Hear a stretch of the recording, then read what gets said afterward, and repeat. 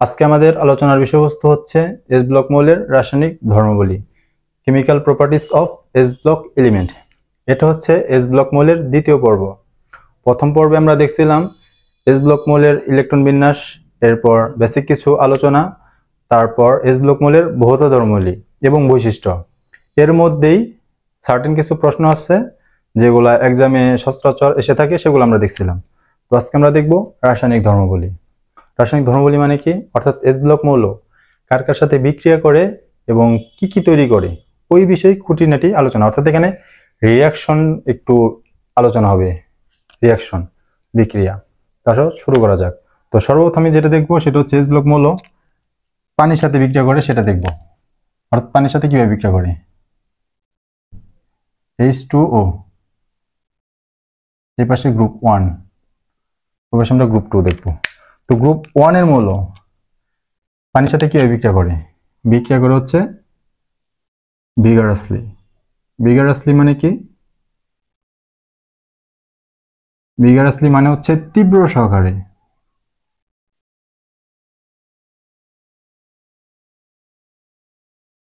তীব্র সহকারে অর্থাৎ গ্রুপ 1 এর মৌল যেই মাত্রই পানির সংস্পর্শে আসবে সাথে সাথে বিক্রিয়া করবে, মানে 1 সেকেন্ডেরও বেশি টাইম নেবে না, মানে পানির স্পর্শে আসছে তো বিক্রিয়া করে ফেলছে, অর্থাৎ তীব্র সহকারে। বুঝছো? তো সর্বপ্রথম যেটা হচ্ছে সেটা হচ্ছে লিথিয়াম।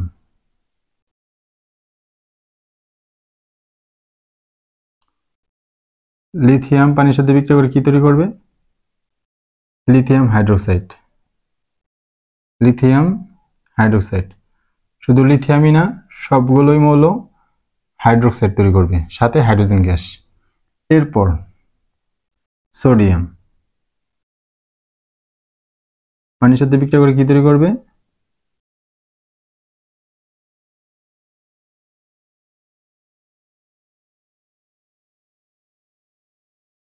সোডিয়াম হাইড্রোক্সাইড সাথে হাইড্রোজেন গ্যাস।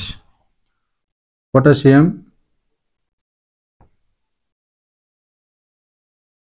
পানির সাথে বিক্রিয়া করে কি তৈরি করবে, পটাশিয়াম হাইড্রোক্সাইড সাথে হাইড্রোজেন গ্যাস।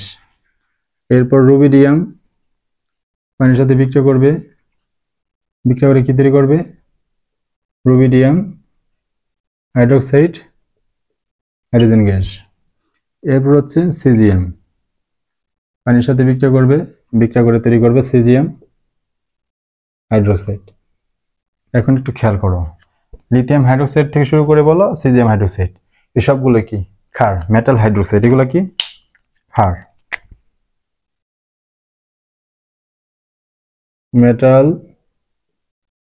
হাইড্রোক্সাইড।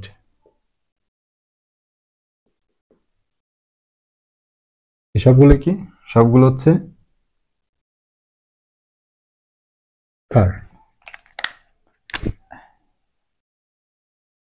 এখন একটু খেয়াল করো, লিথিয়াম থেকে শুরু করে সিজিয়াম পর্যন্ত, এই লিথিয়াম থেকে সিজিয়াম পর্যন্ত সব থেকে সক্রিয়, সক্রিয় মানে কি, যে সব থেকে দ্রুত বিক্রিয়া করে বা ফ্রি অবস্থা থাকতে চায় না, সাথে কাউরে পাইলে কি করবে, বিক্রিয়া জুড়ে যাবে। এই লিথিয়াম থেকে শুরু করে সিজিয়াম পর্যন্ত এর মধ্যে সব থেকে সক্রিয় হচ্ছে লিথিয়াম, অর্থাৎ লিথিয়াম হচ্ছে সব থেকে সক্রিয়, মোস্ট রিঅ্যাক্টিভ। তাহলে তোমাকে যদি প্রশ্ন করি যে পানির সাথে সব থেকে তীব্র সহকারে কে বিক্রিয়া করবে, এক কথায় অ্যান্সার আসবে লিথিয়াম। বাট না, লিথিয়াম পানির সাথে বিক্রিয়া করে স্লোলি, অর্থাৎ একদম আস্তে। কিন্তু সোডিয়াম থেকে শুরু করে সিজিয়াম এইগুলো হচ্ছে তীব্র সহকারে বিক্রিয়া করে, মানে কি ভিগারাসলি।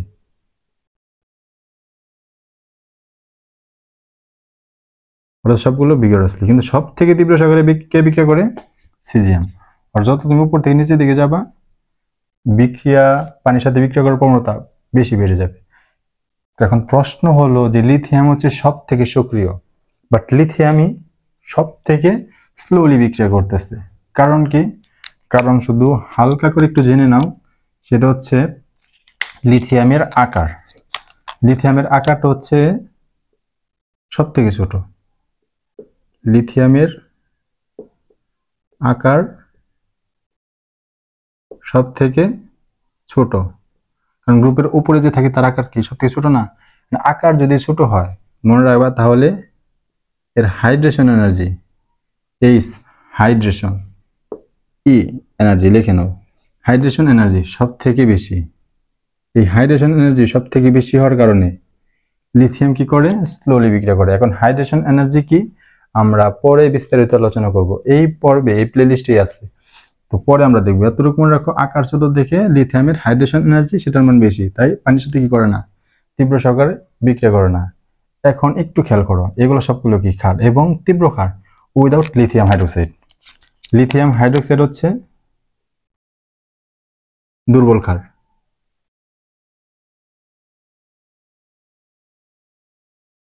আর এই যে মেটাল হাইড্রোক্সাইড যেগুলো সোডিয়াম থেকে শুরু করে সিজিয়াম হাইড্রোক্সাইড পর্যন্ত, সেগুলো হচ্ছে তীব্র ক্ষার।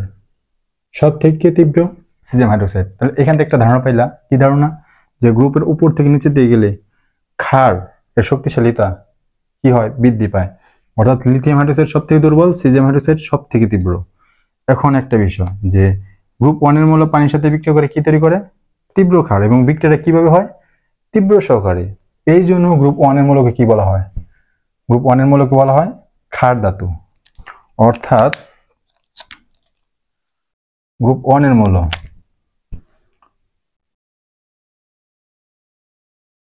গ্রুপ 1 এর মৌল অত্যন্ত সক্রিয়।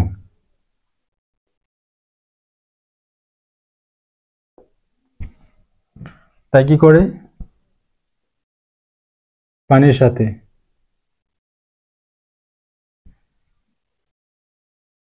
তীব্র সহকারে বিক্রিয়া করে। তীব্র সহকারে বিক্রিয়া করে কি তৈরি করে? তীব্র ক্ষার তৈরি করে। তাই এদের কি বলা হয়?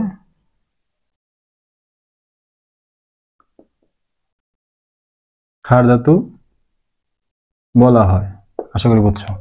এরপর আমরা দেখবো গ্রুপ 2 এর মৌল পানির সাথে কিভাবে বিক্রিয়া করে। গ্রুপ 2 এর মৌল সর্বপ্রথম হচ্ছে বেরিলিয়াম। এখন দেখো, বেরিলিয়ামকে তুমি যদি নর্মাল পানি দাও, নর্মাল পানি মানে নর্মাল তো বোঝো, যে নর্মাল অবস্থায় যে পানি থাকে সেই পানি যদি দাও, সে বিক্রিয়া করবে না। এরপর কি করলা? তুমি গরম পানি ঢেলে দিলা বেরিলিয়ামের মধ্যে, গরম পানি, হট ওয়াটার।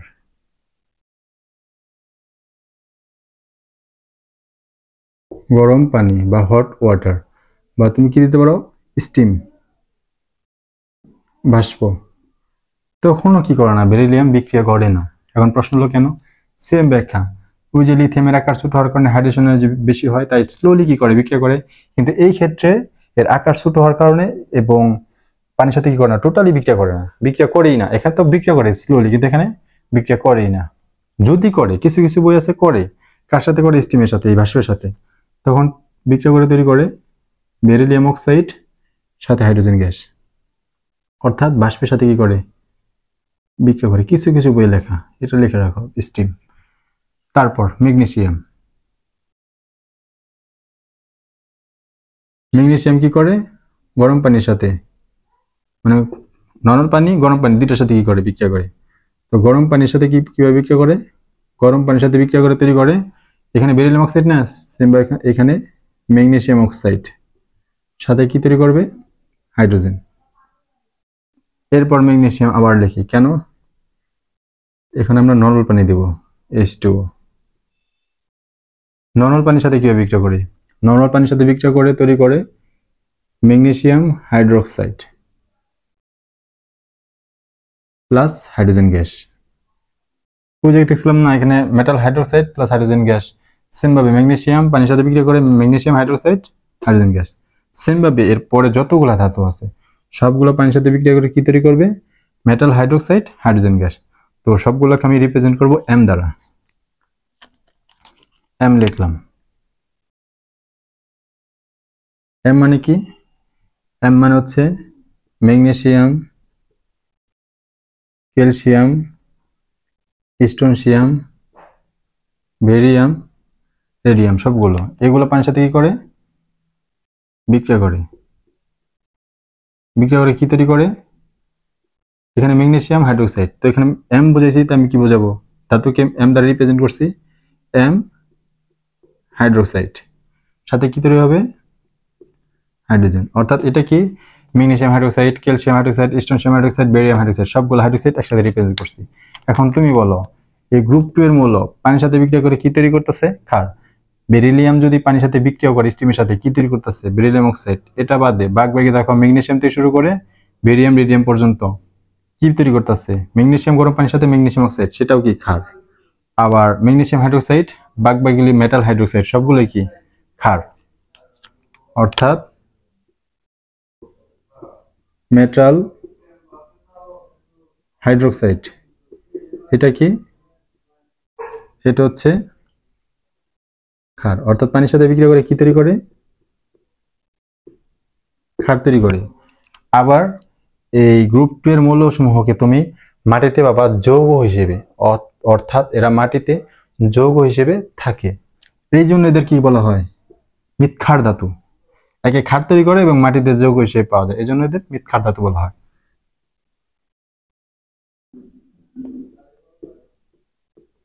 মাটিতে যৌগ হিসেবে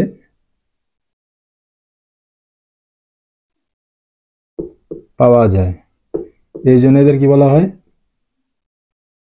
মৃৎক্ষার ধাতু। নোট করে নাও। আমরা দেখলাম যে গ্রুপ 1 এবং গ্রুপ 2 এর মৌল পানির সাথে বিক্রিয়া করে মেটাল হাইড্রোক্সাইড তৈরি করে, আর মেটাল হাইড্রোক্সাইড হচ্ছে ক্ষার। তো এখানে আমি গ্রুপ 1 এর মেটাল হাইড্রোক্সাইড লিখছি, আর এখানে গ্রুপ 2 এর মেটাল হাইড্রোক্সাইড লিখছি। তো এখানে আমরা দেখব সব থেকে দুর্বল ক্ষারকে আর সব থেকে শক্তিশালী ক্ষারকে, অর্থাৎ ক্ষার ধর্মের তীব্রতা ব্যাখ্যা করব, ক্রম ব্যাখ্যা করব। তো আমরা দেখছি কি, যে গ্রুপ 1 এর মেটাল হাইড্রোক্সাইডের ভিতরে লিথিয়াম হাইড্রোক্সাইড সব থেকে কি? দুর্বল ক্ষার। আর সব থেকে শক্তিশালী ক্ষারকে? Caesium hydroxide. শক্তিশালী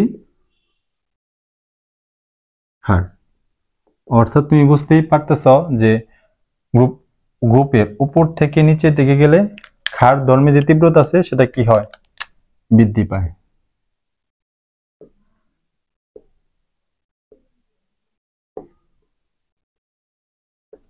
ক্ষার ধর্ম বাড়ে। সেম ভাবে এই গ্রুপ 2 এর ক্ষেত্রেও মেটাল হাইড্রোক্সাইডের উপর থেকে নিচে দিকে গেলে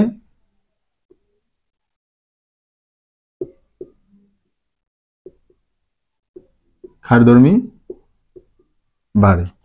এখন প্রশ্ন হলো কেন বাড়ে? তার আগে তোমার বুঝতে হবে যে একটা ক্ষার শক্তিশালী নাকি দুর্বল সেটা তুমি কিভাবে ডিফাইন করবা। এখন আমরা ক্লাস 8-এ পড়ছি যে জলীয় দ্রবণে যারা OH মাইনাস আয়ন দেয় তারা কি ক্ষার। এখন যে যত বেশি OH আয়ন দিতে পারবে সে তত বেশি ক্ষার। এখন দেখো গ্রুপ 1 এর ক্ষেত্রে যে মেটাল তারপর OH, মেটাল OH, এটা আমি রিপ্রেজেন্ট করলাম এইভাবে, মেটাল OH। আর গ্রুপ 2 এর ক্ষেত্রে মেটাল OH2, কারণ মেটালের যোজনী 2 দেখে তাই OH দুইটা, OH2। এরা কি করবে? এরা যদি ভাঙে বিয়োজিত হয়, বিয়োজিত হলে কি হবে? মেটাল সে আলাদা হয়ে যাবে মেটাল পজিটিভ হিসেবে, আর গ্রুপ 2 থাকলে মেটাল 2 পজিটিভ, আর OH আয়ন। এখন যে যত বেশি OH আয়ন ছাড়তে পারবে সে তত বেশি কি? ক্ষার। যে যত বেশি OH আয়ন ছাড়তে পারবে সে তত বেশি ক্ষার। তো যেহেতু লিথিয়াম হাইড্রোক্সাইড দুর্বল ক্ষার, তার মানে OH আয়ন সে কি করে? কম ছাড়ে, আর সিজিয়াম হাইড্রোক্সাইড সব থেকে বেশি ছাড়ে। এখন কিভাবে বুঝবা এটা? এখন একটু মনে রাখো, তো এখানে দেখো সবগুলো ক্যাটায়ন ভিন্ন, এখানে লিথিয়াম, এখানে সোডিয়াম, পটাশিয়াম, রুবিডিয়াম, কিন্তু সবগুলোর অ্যানায়ন কি? সেম। যেটার অ্যানায়ন সেম থাকে, আমার কথাগুলো একটু বুঝো, যেটার অ্যানায়ন সেম থাকে মানে যৌগের যে অ্যানায়ন সেম থাকে বা যেটাই সেম থাকে, ক্যাটায়ন সেম থাকলে ক্যাটায়ন, অ্যানায়ন সেম থাকলে অ্যানায়ন, যেটা সেম থাকবে সেটা এদার বড় হবে অথবা ছোট হবে, ফিক্সড। এখন কখন কোনটা হবে? আপাতত এটা মনে রাখো, যেখানে OH আয়নটা কি? OH আয়নটা হচ্ছে স্মল। কেন? দেখো তুমি যদি অন্যান্য অ্যানায়ন দেখো ফসফেট PO4 2-, তারপরে সালফেট SO4 2-, তারপরে কার্বনেট CO3 2-। দেখো তো এই অ্যানায়নগুলা কয়টা পরমাণু দ্বারা গঠিত? ফসফেটের ক্ষেত্রে একটা ফসফরাস, 4টা অক্সিজেন, তো 5টা। এখানে সালফারের একটা অক্সিজেন 4টা, এখানে কার্বন একটা অক্সিজেন 3টা, অর্থাৎ অনেকগুলা পরমাণু মিলে একটা অ্যানায়ন সৃষ্টি হইতাছে। এই যৌগমূলকগুলো হচ্ছে লার্জার অ্যানায়ন, অর্থাৎ বড় অ্যানায়ন। কিন্তু এখানে দেখো মাত্র 2টা, একটা OH, একটা অক্সিজেন আর একটা হাইড্রোজেন, 2টা পরমাণু দ্বারা কি একটা অ্যানায়ন গঠিত। এই জন্য OH আয়নকে তুমি কি ধরবা? স্মল ধরবা। অর্থাৎ গ্রুপের উপর থেকে তুমি নিচে দিয়ে গেলে অ্যানায়ন কি পাইতেছ? Small small. এগুলো নিয়ে বিস্তারিত আরো পরে আলোচনা করবো, জাস্ট এটার জন্য একটু বুঝে রাখো। ওই স্মল স্মল, কিন্তু দেখো যেটা ভিন্ন হয় সেটা কি হবে? একটু চেঞ্জ হবে। এখানে দেখো লিথিয়াম গ্রুপের উপরে যে থাকে সে কি স্মল হয়, আর নিচে যে থাকে সে কি লার্জার হয়। এটার তুমি কি ধরবা? লিথিয়াম কি স্মল, আর এটা কি ধরবা? CGM large. অর্থাৎ যত তুমি উপর থেকে নিচে দিকে যাচ্ছ ক্যাটায়নের আকার কি পাচ্ছে? বৃদ্ধি পাচ্ছে। এখন একটু খেয়াল করো তো, তোমাকে যদি প্রশ্ন করি যে কোন জায়গায় আকারের পার্থক্য বেশি, এখন তুমি বলবা সিজিএম হাইড্রোক্সাইড। একটা লার্জ আর একটা স্মল, একটা ছোট আর একটা বড়, অর্থাৎ আকারের পার্থক্যটা কি? অনেক বেশি। আর এখানে এটাও স্মল এটাও স্মল, অর্থাৎ আকারের পার্থক্যটা কম। এখন দেখো বলো তো দেখি, ধনী ধনী, একটা ধনী ছেলে আর একটা ধনী মেয়ে, এদের মধ্যে যদি বিয়ে হয় সেটা বেশি স্টেবল হয়, নাকি একটা ধনী আর একটা গরিব, অথবা একটা গরিব গরিব? তুমি বলবা ধনী ধনী এটা হচ্ছে সমাজে মাইনা নিবে, গরিব গরিব সেটা মাইনা নেয়। কিন্তু একটা ধনী ছেলে আর একটা গরিব মেয়ে, অথবা একটা গরিব মেয়ে ধনী ছেলে, এটা কি করতে চাইবে না, মানতে চায় না সমাজ, এবং পিতামাতাও কি করছে না, মানতে চায় না। যে আমি কি করলাম? একটা গরিব মেয়ে নিয়ে আসলাম, আমি আমার পিতামাতাকে বললাম, আব্বু আম্মাকে বললাম যে আমি এটাকে বিয়ে করতে, তারা কি করবে না? মানবে না, ও এ তো গরিব, তুই তোর ক্লাসে দেখ।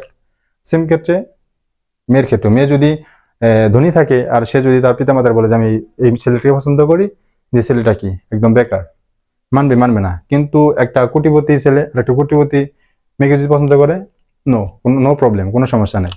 সেম ভাবে এইটা তুমি মনে রাখবা। দেখো এখানে স্মল স্মল অর্থাৎ ছোট ছোট, গরিব গরিব, আর এখানে কি ধনী গরিব।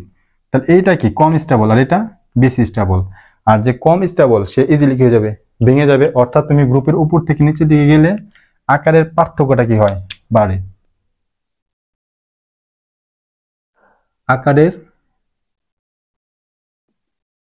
পার্থক্য বাড়ে। এখন আকারের পার্থক্য যত বাড়বে সেটা কি স্টেবল? যে বলতেছে একটা ধনী আর একটা গরিব, এদের সম্পর্কটা কেউ মানবে না, ইজিলি এরা কি হয়ে যাবে? ভেঙে যাবে। তো আকারের পার্থক্যটা বাড়তেছে, তার মানে ইজিলি কি হয়ে যাবে? ভেঙে যাবে। অর্থাৎ আকারের পার্থক্য যত বেশি তত সহজে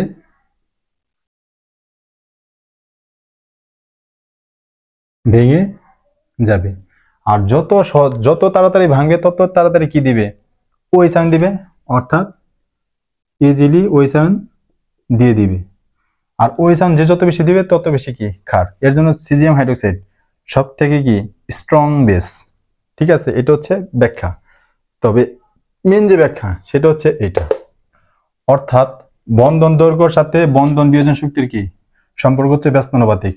তুমি গ্রুপের উপর থেকে নিচে দিয়ে গেলে এই যে ক্যাটায়ন আর অ্যানায়নের মধ্যে আকারের পার্থক্যটা কি হয়? বৃদ্ধি পায়। অন্য কথায় বন্ধন দৈর্ঘ্য বাড়ে। দেখো এখানে লিথিয়াম কি ছোট ক্যাটায়ন, আর ওএইচ কি ছোট। আর এক্ষেত্রে দেখো সিজিএম বড় আর অ্যানায়ন আগের মতো তো ছোট। তার মানে দেখো তো কোন ক্ষেত্রে বন্ধন দৈর্ঘ্যটা বাড়তেছে? সিজিএম হাইড্রোক্সাইডের ক্ষেত্রে। অর্থাৎ গ্রুপের উপর থেকে নিচে দিকে গেলে বন্ধন দৈর্ঘ্য বাড়ে, আর বন্ধন দৈর্ঘ্য বাড়লে বন্ধন বিয়োজন শক্তি কমে যায়। অর্থাৎ ভাঙতে যে এনার্জিটা লাগে সেটা কি কমে যায়। তাহলে কি হবে? ইজিলি ভেঙে যাবে। তাহলে কি হয়ে যাবে? ইজিলি ব্রেক দ্য বন্ড, মানে বন্ধনটা সহজে ভেঙে যাবে। And OH ion easily release, OH ion সহজে কি করবে? ছেড়ে দিবে। আর ওএইচ আয়ন ছেড়ে দিবে মানে কি? বেশি বেশি ওএইচ আয়ন ছাড়ে, বেশি বেশি ওএইচ আয়ন ছাড়লে সেটা কি হবে? Strong base. এই জন্য একটা গ্রুপের উপর থেকে নিচে দিকে গেলে ক্ষারধর্মী বাড়ে। সেম ব্যাখ্যা মেটাল এই গ্রুপ 2 এর মেটাল হাইড্রোক্সাইডের ক্ষেত্রে, নোট করে নাও। এরপর আমরা দেখব অক্সিজেনের সাথে বিক্রিয়া। 2 নম্বর সেটা হচ্ছে অক্সিজেনের সাথে বিক্রিয়া। এই পাশে আমরা লিখব গ্রুপ 1 এর রিঅ্যাকশন গুলো। দেখো গ্রুপ 1 এর ফার্স্ট যে এলিমেন্ট সেটা হচ্ছে কি? লিথিয়াম। লিথিয়াম অক্সিজেনের সাথে বিক্রিয়া করে তৈরি করে লিথিয়াম মনোক্সাইড। লিথিয়াম কি তৈরি করে? মনোক্সাইড তৈরি করে, মনোক্সাইড। এরপর সোডিয়াম, সোডিয়াম অক্সিজেনের সাথে বিক্রিয়া করে তৈরি করে পারক্সাইড, Na2O2, এটা হচ্ছে পারক্সাইড। এরপর লিথিয়াম সোডিয়ামের পর কে কে আছে? Potassium, rubidium, caesium. এই তিনটাকে আমি একসাথে এম দ্বারা রিপ্রেজেন্ট করতেছি। এম, এম মানে কি? এম মানে হচ্ছে এখানে পটাশিয়াম, রুবিডিয়াম, সিজিয়াম। এই তিনটাই অক্সিজেনের সাথে বিক্রিয়া করে তৈরি করে সুপার অক্সাইড। MO2, এটা হচ্ছে সুপার অক্সাইড। এখন কিভাবে আমরা বুঝবো যে এটা মনোক্সাইড, এটা পারক্সাইড আর এটা সুপার অক্সাইড? এখন দেখো আমাদের সেই ছোট্টকালের পড়াশোনা, যে যে অক্সাইডে অক্সিজেনের জারণ মান নর্মালি যে -2 থাকে, সেই -2 থাকলে সেটা হচ্ছে মনোক্সাইড, বা এটাকে তুমি নর্মাল অক্সাইড বলতে পারো, নর্মাল অক্সাইড। আর যে অক্সাইডে অক্সিজেনের জারণ মান -1, সেটা হচ্ছে পারক্সাইড। আর যে অক্সাইডে অক্সিজেনের জারণ মান হচ্ছে -1/2, সেটা হচ্ছে সুপার অক্সাইড। এটা হচ্ছে আমাদের পিচ্চিকালের পড়াশোনা। কিন্তু যখন আমরা পরবর্তী দেখবো যে গ্রুপ 16 অক্সাইড সম্পর্কে যখন বিস্তারিত জানবো, তখন দেখবো যে আলাদা একটা ডেফিনেশন আছে। এটা আমরা যখন গ্রুপ 16 পড়বো তখন আমরা দেখবো। আপাতত জেনে রাখো যে অক্সিজেনের জারণ মান -2 থাকলে মনোক্সাইড, -1 থাকলে পারক্সাইড, আর -1/2 থাকলে সুপার অক্সাইড। এখন দেখো লিথিয়াম কেন মনোক্সাইড তৈরি করে, সোডিয়াম কেন পারক্সাইড তৈরি করে, আর পটাশিয়াম, রুবিডিয়াম, সিজিয়াম কেন সুপার অক্সাইড তৈরি করার প্রবণতা বেশি। এখন দেখো তো লিথিয়াম মনোক্সাইড ক্ষেত্রে এখানে দুইটা লিথিয়ামের বিপরীতে একটা অক্সিজেন আছে, এখানে দুইটা সোডিয়ামের বিপরীতে দুইটা অক্সিজেন, অর্থাৎ বলা যায় একটা সোডিয়ামের বিপরীতে একটা অক্সিজেন, আর এখানে একটা পটাশিয়াম, রুবিডিয়াম, সিজিয়ামের বিপরীতে দুইটা অক্সিজেন। এর মানেটা কি? মানে হচ্ছে দেখো যে লিথিয়ামের আকার হচ্ছে সব থেকে ছোট, লিথিয়ামের আকারটা সব থেকে ছোট। এই ছোট যেহেতু, তাই একটা লিথিয়াম একটা অক্সিজেনকে কি করতে পারে না, কম্বাইন করতে পারে না। একটা অক্সিজেনকে কম্বাইন করতে দুইটা লিথিয়াম লাগে। আমার কথা বুঝতে পারছো? একটা অক্সিজেনকে কম্বাইন করতে দুইটা লিথিয়াম লাগে। কেন? এটা বলতে পারো যে positive charge is located over small size of lithium. লিথিয়ামের উপর যে পজিটিভ চার্জটা অবস্থিত, সেই পজিটিভ চার্জটা আসলে ছোট্ট আকারের লিথিয়ামের উপর অবস্থিত। তাই এই পজিটিভ চার্জটা একটা অক্সিজেনকে কম্বাইন করতে পারে না, এরকম দুইটা লিথিয়াম লাগে একটা অক্সিজেনকে কম্বাইন করতে। তাই লিথিয়াম কি তৈরি করে? মনোক্সাইড। সেম ভাবে লিথিয়ামের পরে সোডিয়াম, অর্থাৎ গ্রুপের উপর থেকে নিচে যাইতেছ, আকারটা বাড়তেছে, অর্থাৎ সোডিয়ামের আকারটা একটু বাড়লো, তাই সে কি করতে পারে, একটা অক্সিজেনকে এখন কম্বাইন করতে পারে, যেটা আকার বাড়ছে। এরপর যখন আরো নিচে যাবা, পটাশিয়াম, রুবিডিয়াম, সিজিয়াম, আকার আরো বাড়তেছে, এখন আকার অনেক বিশাল হয়েছে। তার মানে এখন একটা পটাশিয়াম একটা অক্সিজেন তো ধরতেই পারবে, প্লাস দুইটা অক্সিজেনকে কি করতে পারে, কম্বাইন করতে পারে।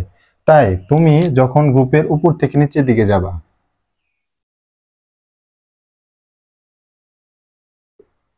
ক্যাটায়নের আকার কি হয়? ক্যাটায়নের আকার বাড়ে।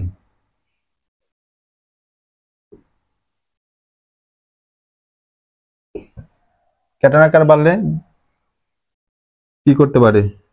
তাই বেশি সংখ্যক অক্সিজেন যুক্ত করতে পারে।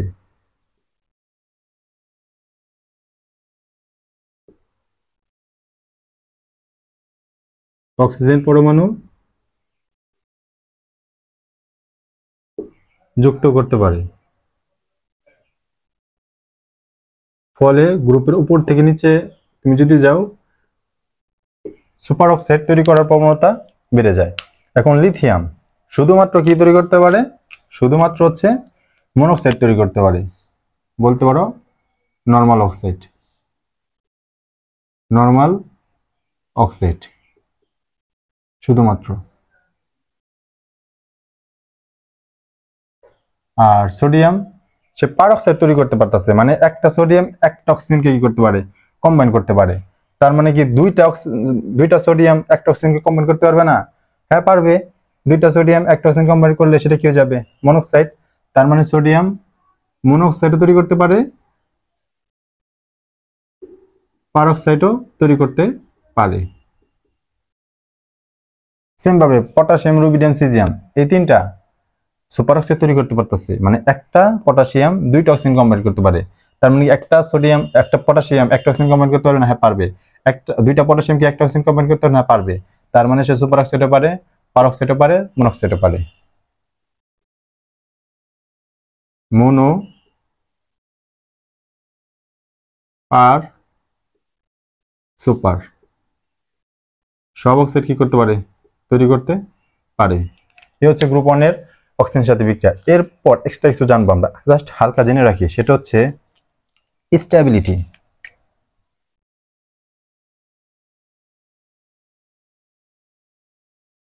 অর্থাৎ স্থায়িত্ব, সেটা আসলে কার বেশি? সব থেকে বেশি হচ্ছে মনোক্সাইডের।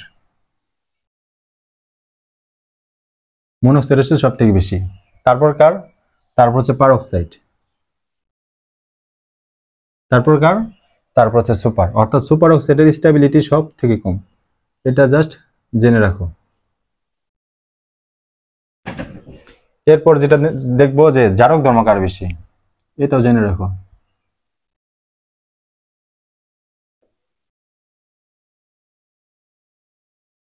জারক ধর্মটা একটু উল্টা, জারক ধর্ম সব থেকে বেশি হচ্ছে সুপার অক্সাইডের, সুপার অক্সাইড। তারপর কার? তারপর হচ্ছে পারক্সাইড, উল্টা। আর সব থেকে জারক ধর্ম কার কম, সেটা হচ্ছে মনোক্সাইড। এখানে একটা রিয়াকশন জেনে রাখো যে সুপার অক্সাইড সেটা কি লিখছি MO2, MO2। এই MO2 পানির সাথে বিক্রিয়া করে তৈরি করে পারক্সাইড, হাইড্রোজেন পারক্সাইড H2O2 সাথে এই মেটাল OH, গ্রুপ 1 যেহেতু তাহলে OH লিখবো, মেটাল OH, অর্থাৎ মেটাল হাইড্রোক্সাইড তৈরি করে, সাথে তৈরি করে অক্সিজেন। আর পারক্সাইড M2O2, Na2O2, এটা আমি রিপ্রেজেন্ট করতেছি M2O2। এই পারক্সাইড পানির সাথে বিক্রিয়া করে তৈরি করে কি, বিক্রিয়া করে তৈরি করে সেম ভাবে H2O2 পারক্সাইড, হাইড্রোজেন পারক্সাইড, আর সাথে তৈরি করবে মেটাল হাইড্রোক্সাইড। এখানে অক্সিজেন তৈরি হয়, এখানে অক্সিজেন তৈরি হয় না। তোমার গ্রুপ 1 এর অক্সিজেনের সাথে রিঅ্যাকশন এতটুকু জানলেই হয়ে যাবে। এরপর আমরা দেখব গ্রুপ 2 এর।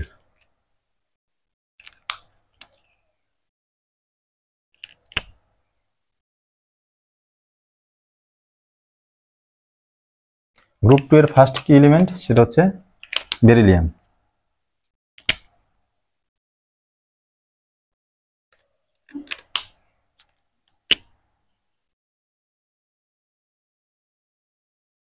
বেরিলিয়াম অক্সিজেনের সাথে বিক্রিয়া করে তৈরি করে বেরিলিয়াম অক্সাইড। এখানে দেখো মনোক্সাইড তৈরি হয়, পারক্সাইড তৈরি হয়, সুপার অক্সাইড তৈরি হয়। এই ক্ষেত্রে মনো পার সুপার এরকম কোনো কেস না, এখানে শুধুই মনোক্সাইড বা নর্মাল অক্সাইড তৈরি হয়, মানে মনোক্সাইড পারক্সাইড বলবা না, জাস্ট বলবা কি নর্মাল অক্সাইড তৈরি হয়, বেরিলিয়াম অক্সাইড। সেম ভাবে এরপরে বেরিলিয়ামের পর কি কি আছে, সবগুলোকে একসাথে আমি মেটাল দ্বারা রিপ্রেজেন্ট করলাম, এম দ্বারা। সেই এম বলতে আমি কি বোঝাইতেছি, এম বলতে আমি না, এম বলতে এভাবে না লিখি, এভাবে লিখি তাহলে সুন্দর হয়। সেটা হচ্ছে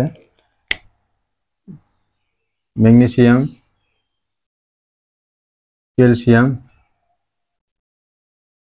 স্ট্রনশিয়াম, বেরিয়াম। অর্থাৎ ম্যাগনেসিয়াম, ক্যালসিয়াম, স্ট্রনশিয়াম, বেরিয়াম এই সবগুলোই অক্সিজেনের সাথে বিক্রিয়া করে কি তৈরি করে, সবগুলো অক্সিজেনের সাথে বিক্রিয়া করে তৈরি করে ম্যাগনেসিয়াম, অক্সিজেনের সাথে বিক্রিয়া করে তৈরি করে ম্যাগনেসিয়াম অক্সাইড। ক্যালসিয়াম তৈরি করে ক্যালসিয়াম অক্সাইড, স্ট্রনশিয়াম তৈরি করে স্ট্রনশিয়াম অক্সাইড, আর বেরিয়াম তৈরি করে বেরিয়াম অক্সাইড। এখন বললা যে বেরিলিয়াম অক্সাইড, এটা আমি আলাদা করে কেন লিখলাম, এখানে লিখে দিতে পারতাম বেরিলিয়াম অক্সিজেনের সাথে বিক্রিয়া করে তৈরি করে বেরিলিয়াম অক্সাইড। না, আমি এভাবে লেখার কারণ আছে, সেটা কারণটা দেখো। বেরিলিয়াম অক্সাইড এটা হচ্ছে, তুমি এখন একটু নিজেকে প্রশ্ন করো বেরিলিয়াম কি। বেরিলিয়াম অবশ্যই ধাতু। আর অক্সিজেন কি, তুমি বলবা অক্সিজেন অবশ্যই অধাতু, এটা জানো তোমরা, অক্সিজেন হচ্ছে অধাতু। এখন তুমি বলো ধাতু আর অধাতুর ভিতরে যে বন্ধন হয় সেটা কোন ধরনের বন্ধন? অবশ্যই সেটা আয়নিক বন্ধন। সেম ভাবে ম্যাগনেসিয়াম, এটা কি ধাতু। অক্সিজেন সেটা কি অধাতু।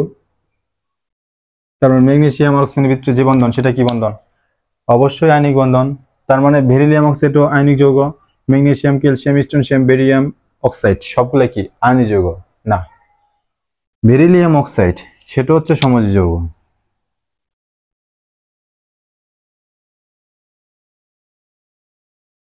সমযোজী যৌগ। আর magnesium, calcium, strontium, barium oxide এই সবগুলো হচ্ছে আয়নিক যৌগ। বুঝছো কেন? একটু পরে আমরা আলোচনা করতেছি, জাস্ট জেনে রাখো। আবার বেরিলিয়াম অক্সাইড এটা হচ্ছে উভধর্মী। উভধর্মী, উভধর্মী মানে কি? এর অ্যাসিডিক ক্যারেক্টারও আছে, বেসিক ক্যারেক্টারও আছে। কিন্তু magnesium oxide, calcium oxide, strontium oxide, barium oxide এই তিনটা হচ্ছে ক্ষারধর্মী। ক্ষারধর্মী। তো এতটুকু কি করো, তুলে নাও। এরপরে আমরা এই কেন বেরিলিয়াম অক্সাইড সমযোজী এবং উভধর্মী আর এগুলো হচ্ছে আয়নিক ক্ষারধর্মী, এটা কি করব, আলোচনা করব। এখন দেখো বেরিলিয়াম অক্সাইড হচ্ছে সমযোজী যৌগ, but magnesium oxide, calcium oxide, strontium oxide, beryllium oxide এগুলো হচ্ছে আয়নিক যৌগ। বেরিলিয়াম অক্সাইড হওয়ার কথা ছিল আয়নিক যৌগ, কিন্তু হইল কি সমযোজী যৌগ। কেন? এটা আমরা ব্যাখ্যা করব ফাজানের নীতি দ্বারা। ফাজার নীতি এখন আমরা ডিটেলস আলোচনা করব না, ফাজার নীতি যখন পড়াবো তখন একদম ডিটেলস আলোচনা করব। এখন জাস্ট টাচ দিয়ে যাব। ফাজার নীতি কি, তিনটা পয়েন্ট মনে রাখবা আপাতত। ফাজানের নীতি, 1 নাম্বার, আয়নিক যৌগের আয়নিক যৌগের আয়নিক যৌগের কি কি থাকে? দুইটা পোর্শন, এক এ প্লাস বি মাইনাস। মানে কি, এটা ধাতু এটা অধাতু, এটা ক্যাটায়ন এটা অ্যানায়ন। এটা কি ক্যাটায়ন, এটা ক্যাটায়ন আর এটা অ্যানায়ন। ক্যাটায়ন অ্যানায়ন মিলেই আয়নিক যৌগ। তো 1 নাম্বার পয়েন্ট, আয়নিক যৌগের ক্যাটায়নের আকার যত কম হবে,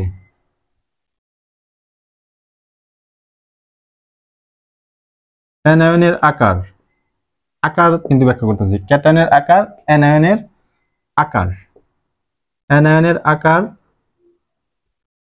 যত অনেক হবে।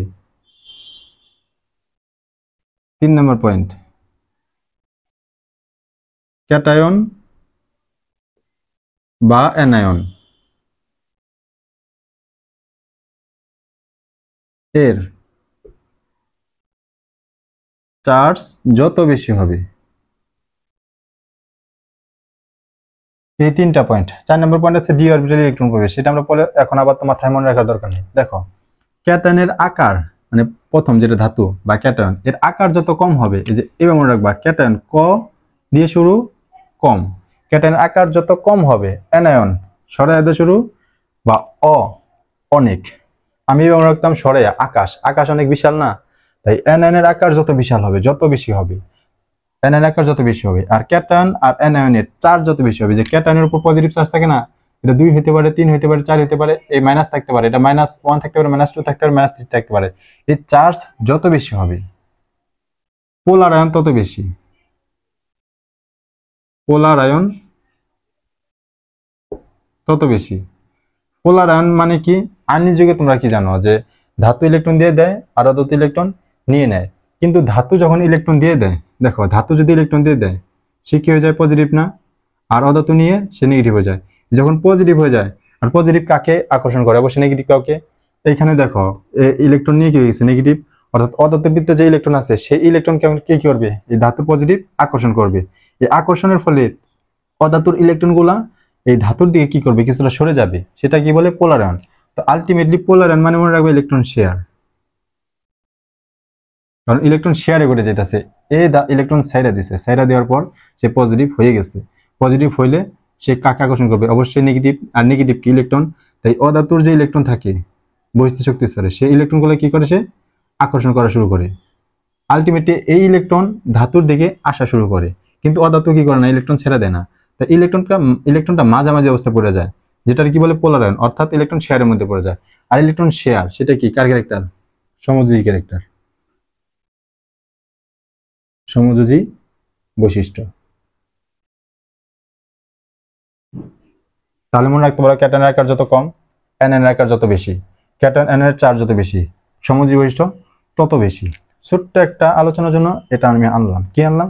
দেখো বেরিলিয়াম অক্সাইড, এখানে বেরিলিয়াম ধাতু, এর আকারটা কি? ছোট। বেরিলিয়ামটা কি? ক্যাটায়ন না?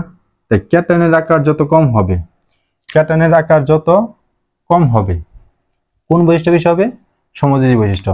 এই জন্য বেরিলিয়াম অক্সাইড কি? সমযোজী যৌগ। বাট এইগুলা ম্যাগনেসিয়াম, ক্যালসিয়াম, স্ট্রোনশিয়াম, বেরিয়াম, এদের আকারটা কি? ক্যাটায়নের আকারটা বড়। ক্যাটায়নের আকার যদি বড় হয়, পোলার আয়নটা কি হবে? উল্টা সম্পর্ক, কম হবে। পোলার আয়ন কম হবে মানে কি? সমযোজী ক্যারেক্টার কম হবে, অর্থাৎ সেটা কি? আয়নিকই থাকবে। বুঝছো? এই হচ্ছে তোমার বেরিলিয়াম অক্সাইড সমযোজী যৌগ, বাট এগুলো হচ্ছে আয়নিক যৌগ। এরপর দেখবো যে বেরিলিয়াম অক্সাইড উভধর্মী, বাট এই চারটা হচ্ছে ক্ষারধর্মী। কেন? এখন উভধর্মী আর ক্ষারধর্মী, এটা আসলে মানে ক্ষারধর্মী অক্সাইড কি আর উভধর্মী অক্সাইড কি সেটা তোমার আগে জানতে হবে। তারপর তুমি বলতে পারবা যে বেরিলিয়াম অক্সাইড উভধর্মী আর এগুলো হচ্ছে ক্ষারধর্মী। এখন দেখো আগে অম্লধর্মী অক্সাইড কি? অম্লধর্মী অক্সাইড ছোট্ট করে লেখা, খাতার মধ্যে লিখে রাখো। যে অক্সাইড পানির সাথে বিক্রিয়া করে অ্যাসিড তৈরি করে, যে অক্সাইড পানির সাথে বিক্রিয়া করে অ্যাসিড তৈরি করে সেই অক্সাইড হচ্ছে অম্লধর্মী। বা যে অক্সাইড বেস বা ক্ষারের সাথে বিক্রিয়া করে লবণ পানি, সল্ট ওয়াটার তৈরি করে, লবণ পানি তৈরি করে, তারা কি? সেই অক্সাইড হচ্ছে অম্লধর্মী। এই দুইটা ডেফিনিশন মনে রাখবা। এখন দেখো অক্সাইডটা কার সাথে বিক্রি করতেছে? বেজের সাথে। আমি যদি তোমাকে বলি যে তোমার বিয়ে একটা ছেলের সাথে দেওয়া হয়েছে, তাহলে তুমি কি? অবশ্যই মেয়ে। আর তোমাকে যদি বলি যে আমার ভিডিওটা দেখতেছো যে তোমার বিয়ে একটা মেয়ের সাথে দেওয়া হয়েছে, তার মানে কি? তুমি কি মেয়ে? অবশ্যই তুমি ছেলে, মেয়ে না। তো যে অক্সাইড বেজের সাথে বিক্রিয়া করছে সেই অক্সাইড অবশ্যই কি হবে? অম্লধর্মী। আর যে অক্সাইড পানির সাথে বিক্রিয়া করে অম্ল তৈরি করছে অ্যাসিড, সে কি? অম্লধর্মী। তাহলে ক্ষারধর্মী অক্সাইডের ডেফিনিশন কি হবে? ক্ষারধর্মী অক্সাইড বা ক্ষারীয় অক্সাইড সেটা কি? যে অক্সাইড পানির সাথে বিক্রিয়া করে ক্ষার তৈরি করে সেটাই কি? ক্ষারধর্মী অক্সাইড। অথবা যে অক্সাইড অ্যাসিডের সাথে বিক্রিয়া করে লবণ পানি তৈরি করে, লবণ পানি, সে হচ্ছে ক্ষারীয় অক্সাইড। এখন দেখো আর উভধর্মী কি? যার অম্লধর্মী ক্যারেক্টার আছে, ক্ষারধর্মী ক্যারেক্টার আছে, সে কি? উভধর্মী। এখন দেখো magnesium, calcium, strontium, barium oxide, এগুলাকে তুমি যদি পানি ঢেলে দাও, এদের মধ্যে যদি পানির সাথে রিয়াকশন ঘটাও, তাহলে কি তৈরি হবে? ম্যাগনেসিয়াম অক্সাইড পানির সাথে বিক্রিয়া করে তৈরি করবে ম্যাগনেসিয়াম হাইড্রোক্সাইড। তারপর ক্যালসিয়াম অক্সাইড থাকলে পানির সাথে বিক্রিয়া করে তৈরি করবে ক্যালসিয়াম হাইড্রোক্সাইড। স্ট্রোনশিয়াম অক্সাইড থাকলে স্ট্রোনশিয়াম হাইড্রোক্সাইড। তারপর বেরিয়াম অক্সাইড থাকলে সে তৈরি করবে বেরিয়াম হাইড্রোক্সাইড। এই যেগুলা লিখলাম, এই যতগুলো লিখলাম সবগুলো হচ্ছে ক্ষার, সবগুলো কি ক্ষার। এখন তুমি বলো, যে অক্সাইড পানির সাথে বিক্রিয়া করে ক্ষার তৈরি করে, যে অক্সাইড পানির সাথে বিক্রিয়া করে ক্ষার তৈরি করে সেটা কি অক্সাইড? ক্ষারধর্মী অক্সাইড। এই জন্যগুলো কি ক্ষারধর্মী। যদি পরীক্ষায় আসে যে magnesium oxide, calcium oxide, strontium oxide, barium oxide একটা ক্ষারধর্মী অক্সাইড বা ক্ষারীয় অক্সাইড, ব্যাখ্যা করো। তুমি কি বলবা? যে অক্সাইড পানির সাথে বিক্রিয়া করে ক্ষার তৈরি করে, বা যে অক্সাইড এসিড সাথে বিক্রিয়া করে লবণ পানি তৈরি করে, তারা ক্ষারীয় অক্সাইড। যেহেতু এগুলো পানির সাথে বিক্রিয়া করে মেটাল হাইড্রোক্সাইড তৈরি করতেছে, অর্থাৎ ক্ষার তৈরি করতেছে, এই জন্য এরা কি ক্ষারীয় অক্সাইড বা ক্ষারধর্মী অক্সাইড। এরপর আসো যে বেরিলিয়াম অক্সাইড, সে কেন উপধর্মী অক্সাইড? তুমি যদি এখানে পানি ঢেলে দাও, বেরিলিয়াম অক্সাইড পানির সাথে কোনো প্রকার বিক্রিয়া করবে না। এখানে কিন্তু এগুলো পানির সাথে বিক্রিয়া করছে, কিন্তু বেরিলিয়াম অক্সাইড পানির সাথে বিক্রিয়া করবে না। এরপর তুমি যদি এখানে অ্যাসিড দাও, HCl 2 মোল, কি তৈরি করবে? দেখো বেরিলিয়াম অক্সাইড অ্যাসিডের সাথে বিক্রিয়া করতেছে, কি তৈরি করবে? বেরিলিয়াম ক্লোরাইড, যেটা কি লবণ, সাথে কি তৈরি করবে? পানি, H2, লবণ পানি। দেখো যে অক্সাইড অ্যাসিডের সাথে বিক্রিয়া করে তাই কি লবণ পানি তৈরি করে, সে কি ক্ষারধর্মী। অর্থাৎ এই রিঅ্যাকশন দ্বারা কি বোঝা গেল যে বেরিলিয়াম অক্সাইড একটা কি অক্সাইড? অ্যাসিডের সাথে বিক্রিয়া করতেছে, অবশ্যই কি ক্ষারীয় অক্সাইড। মানে এখানে আমি কি বললাম? Basic character. এই রিঅ্যাকশন দ্বারা বুঝলাম যে বেরিলিয়াম অক্সাইড কি ক্যারেক্টার আছে? বেসিক ক্যারেক্টার আছে। কারণ কি সে বেজের সাথে অ্যাসিডের সাথে বিক্রিয়া করতেছে। বললাম না আমার বিয়ে মেয়ের সাথে দেওয়া হয়েছে, অবশ্যই কি ছেলে। তো এই কার সাথে বিক্রিয়া করছে? অ্যাসিডের সাথে, তাহলে অবশ্যই কি সে ক্ষার। তা ক্ষারীয় ক্যারেক্টার যে আছে সেটা প্রমাণ হলো। তারপর তুমি এখন কি করো? অ্যাসিড ক্ষার দাও, সোডিয়াম হাইড্রোক্সাইড 2 মোল, কি তৈরি করবে? Na2, কি মনে রাখবা? এই যে সোডিয়াম 2টা আছে না, 2টা দিবা। তারপর বেরিলিয়াম অক্সাইড যেটা লিখছো সেটা লেখার পর এখানে 2 দিয়ে দিবা। কারণ কি এখানে একটা অক্সিজেন আছে, আগে তো একটা অক্সিজেন ছিলই, পরে আবার অক্সিজেন আছে, তাই কি দিবা? বেরিলিয়াম অক্সাইড BeO2, এটার নাম হচ্ছে সোডিয়াম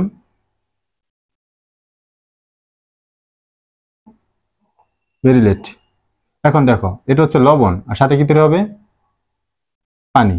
তো এখানে বেরিলিয়াম অক্সাইড ক্ষারের সাথে বিক্রিয়া করতেছে, তার মানে সে কি? সে অ্যাসিড। এই বিক্রিয়া দ্বারা বুঝলাম এর কি ক্যারেক্টার আছে? অ্যাসিডিক ক্যারেক্টার আছে। তার মানে দেখো এর বেসিক ক্যারেক্টার আছে, এর অ্যাসিডিক ক্যারেক্টার আছে। তার মানে বেরিলিয়াম অক্সাইড কি? উভধর্মী অক্সাইড, অর্থাৎ এমফোটেরিক।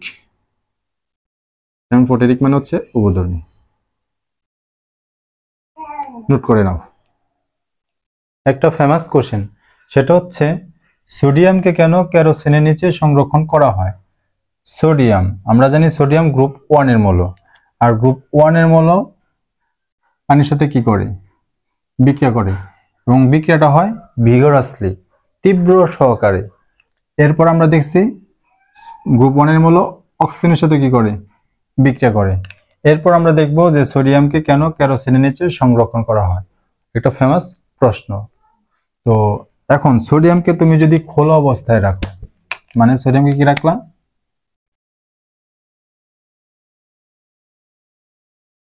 খোলা অবস্থায়।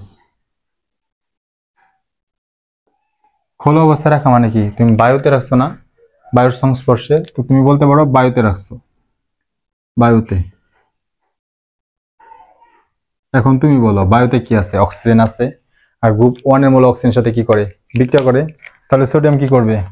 অক্সিজেনের সাথে বিক্রিয়া করে ফেলবে। সোডিয়াম প্লাস অক্সিজেন বিক্রিয়া করে কি করবে? সোডিয়াম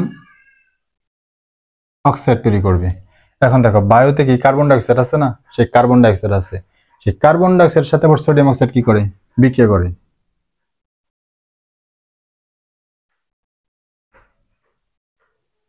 বিক্রিয়া করে তৈরি করবে সোডিয়াম কার্বনেট। তাহলে আলটিমেটলি দেখো তুমি যদি সোডিয়ামকে খোলা অবস্থায় রাখো, সে কি করে ফেলতেছে? অক্সিজেনের সাথে বিক্রিয়া করে সোডিয়াম অক্সাইড তৈরি করে, এবং সোডিয়াম অক্সাইড বায়ুতে যে কার্বন ডাইঅক্সাইড আছে তার সাথে বিক্রিয়া করে সোডিয়াম কার্বনেট তৈরি করতেছে।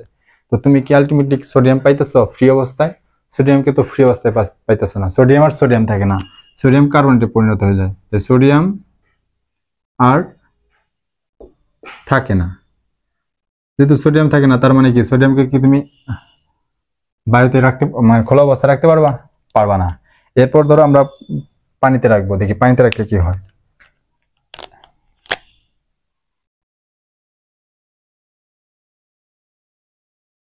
পানিতে এখন গ্রুপ 1 এর মূলক কি পানির সাথে বিক্রিয়া করে না? হ্যাঁ করে। এবং বিক্রিয়াটা কি হয়? তীব্র সহকারে, ভিগরাসলি, তীব্র সহকারে। তার মানে সোডিয়াম কি করবে? পানির সাথে বিক্রিয়া করে ফেলবে। এখন দেখো সোডিয়াম পানিতে রাখলা, H2O, H2O মানে পানিকে তুমি কি এইভাবে লিখতে পারো না? HOH, হ্যাঁ অবশ্যই তুমি এইভাবে লিখতে পারো। তাই আমি এইভাবে লিখবো HOH,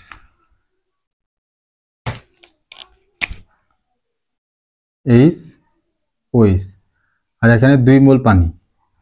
তো এখন দেখো এই বিক্রিয়াটা হয় তীব্র সহকারে, তীব্র সহকারে। এই সোডিয়াম তড়িৎ ধনাত্মক, হাইড্রোজেন সেও কি তড়িৎ ধনাত্মক। এই সোডিয়াম হাইড্রোজেনকে প্রতিস্থাপন করবে। এটা মনে রাখবা, সোডিয়াম যখনই হাইড্রোজেনকে পায়, বেশিরভাগ ক্ষেত্রে সোডিয়াম হাইড্রোজেন কি করে ফেলে? প্রতিস্থাপন করে ফেলে।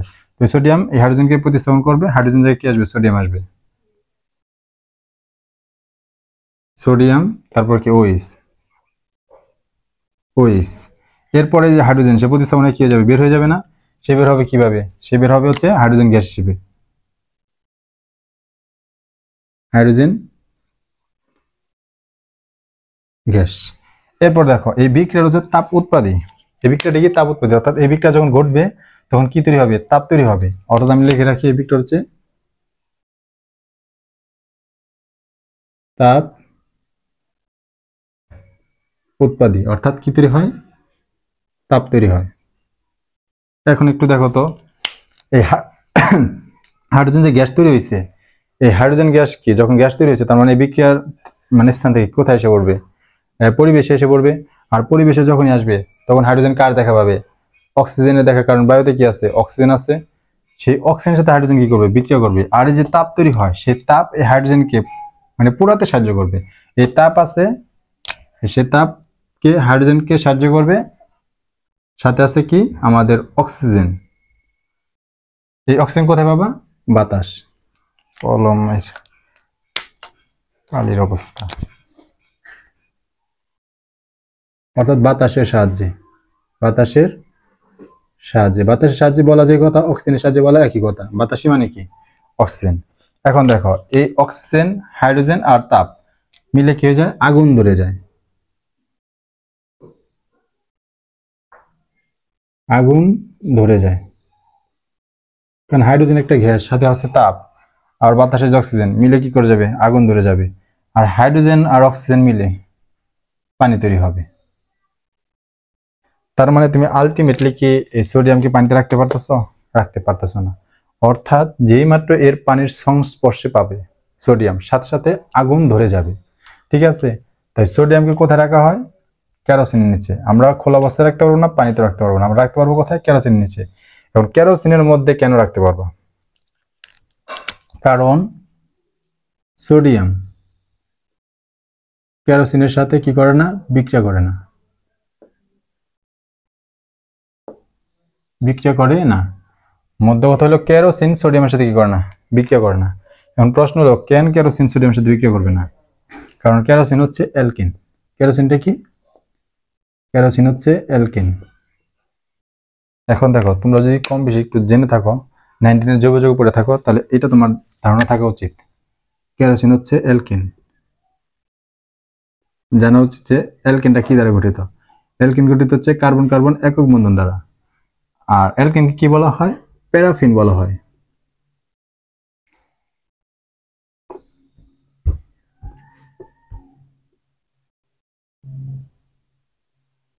প্যারাফিন। প্যারাফিন অর্থ কি? প্যারাফিন অর্থ হচ্ছে আসক্তিহীন।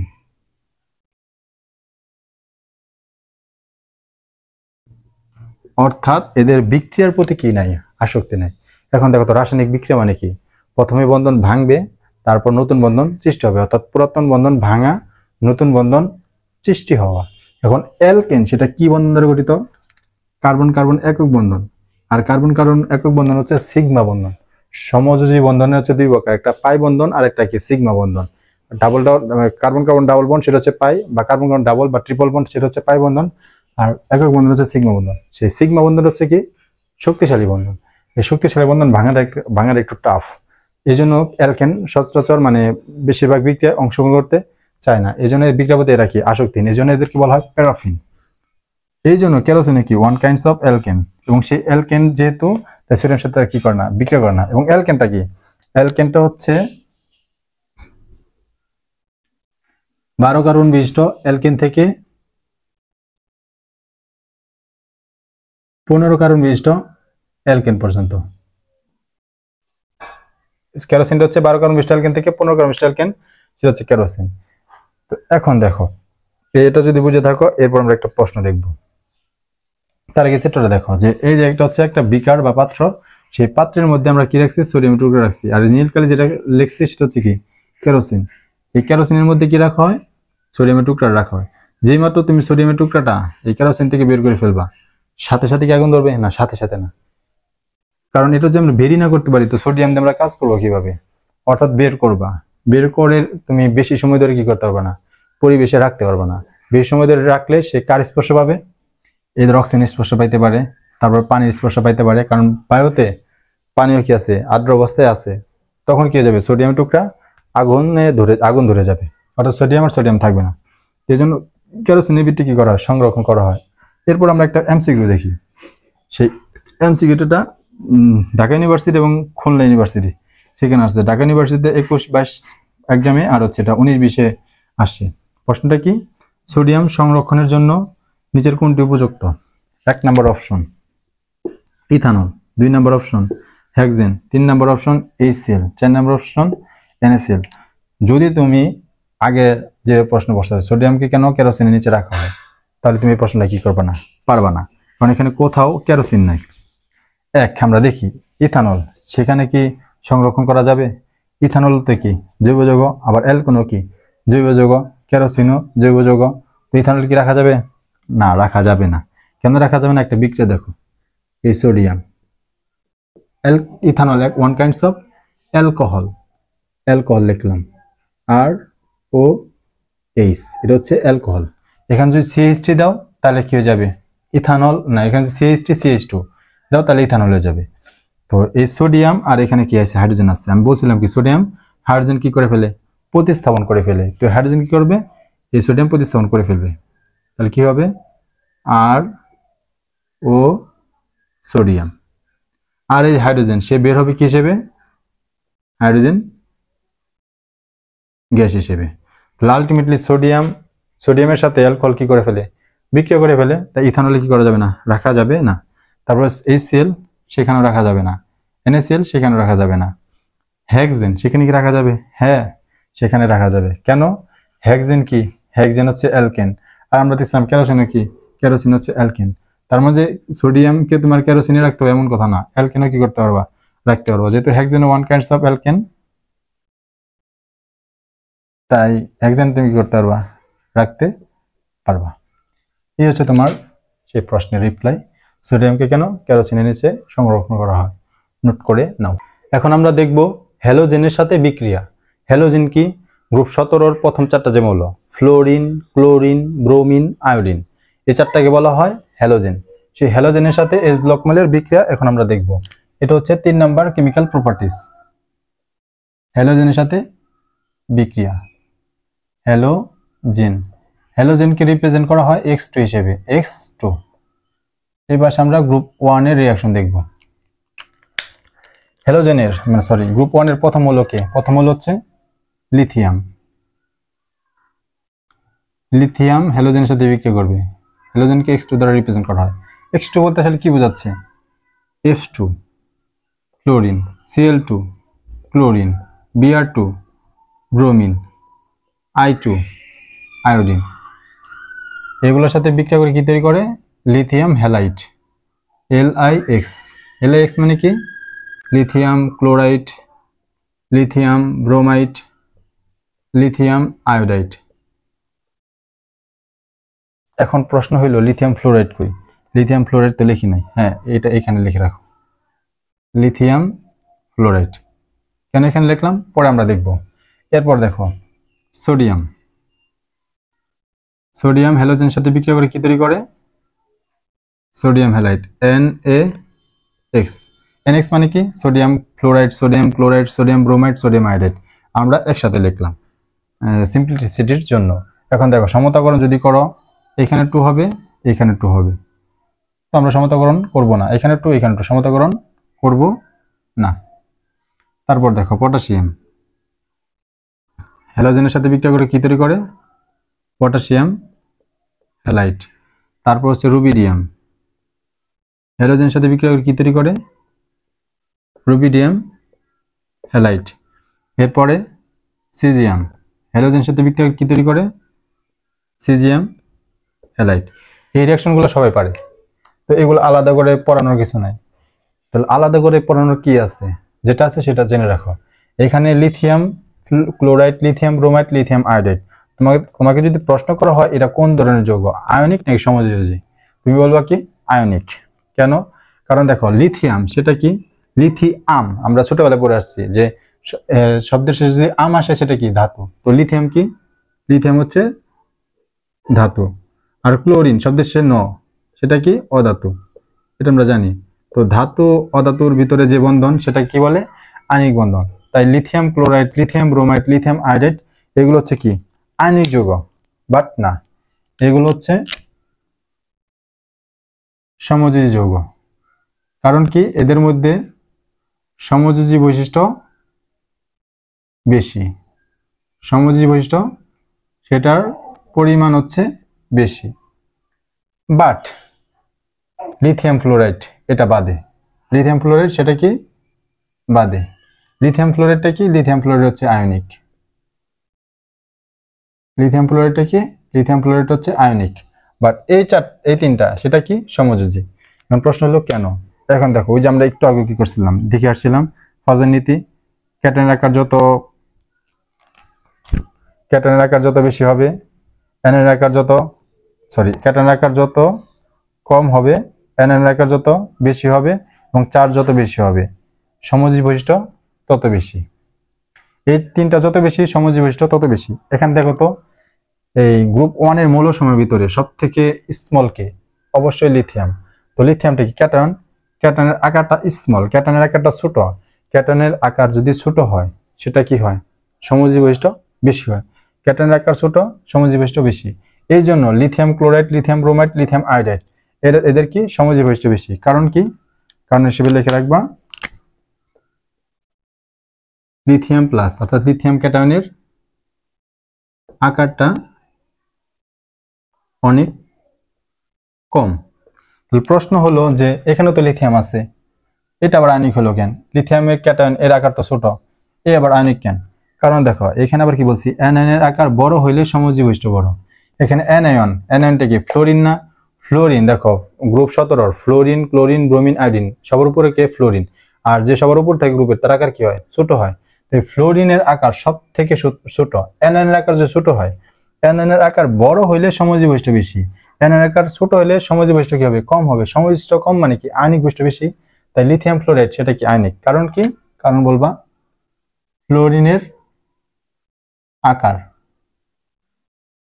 ফ্লোরিনের আকারটা কি? ছোট, অর্থাৎ অ্যানায়নের আকার ছোট, তাই সমযোজী বৈশিষ্ট্য কম, আয়নিক বৈশিষ্ট্য কি? বেশি। এটা তুমি জানবা যে এই তিনটা হচ্ছে সমযোজী আর লিথিয়াম ফ্লোরাইড আয়নিক, এটা তোমার জানা রাখতে হবে। তবে পরের গুলা sodium halide, potassium halide, rubidium halide, caesium halide এই তিনটা আবার কি? এই তিনটা হচ্ছে আয়নিক। এগুলো কি?